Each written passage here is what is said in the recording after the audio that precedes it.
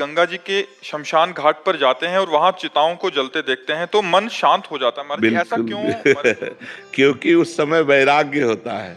हमारी बुद्धि जब देखती कि अंतिम निर्णय ये है, तब लगता है सब बेकार है यार। अंतिम निर्णय जब देखते हैं, इसी से तो महात्मा बुद्ध जी को वैराग्य हुआ था। जब उन्होंने देखा 100 तो उसको रुकवाया और कहा ये क्या है?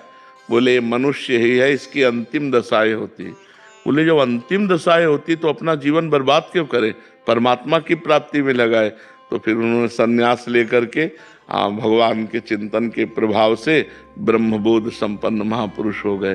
तो ये शांति मिलती है, ऐसा चिंतन करने से वैराग्य बढ़ता है। तो वैराग्य ही शांति मिलती। त्यागात शांत्यनंतरम, जब हम विषयों का चिंतन त्याग देते हैं थोड़ी देर के लिए ही सही, तो हमें शांति मिलती। जैसे हम शयन में, नींद में जो हमें सुख मिलता है ना, वो विषय चिंतन त्याग का होता है। कोई चिंतन नहीं होता, गाढ़ सो गए तो हमारी इंद्रियां फ्रेश हो गई, हमको एक नई ताकत मिली।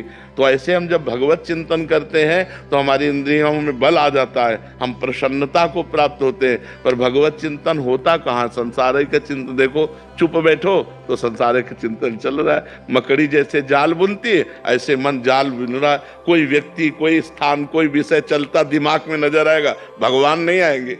बड़ा विचित्र खेल है, भगवान में मन को लगाना होता है। इसलिए नाम जप करो, और जैसे ऐसे विचार है, ऐसे विचार हमको शांति प्रदान कर। किसी को 100 में जाते हुए या किसी की बहुत रोग दशा देखकर या मृत्यु दशा देखकर, इससे वैराग्य उत्पन्न होता है। जय श्री राधा वल्लभ। दोस्तों, किसी भी मनुष्य के जीवन में एक पल ऐसा जरूर आता है जब उसे लगता है कि ईश्वर के सिवा अब उसका कोई नहीं है। मन इतना अशांत हो जाता है कि कहीं सुकून नहीं मिलता।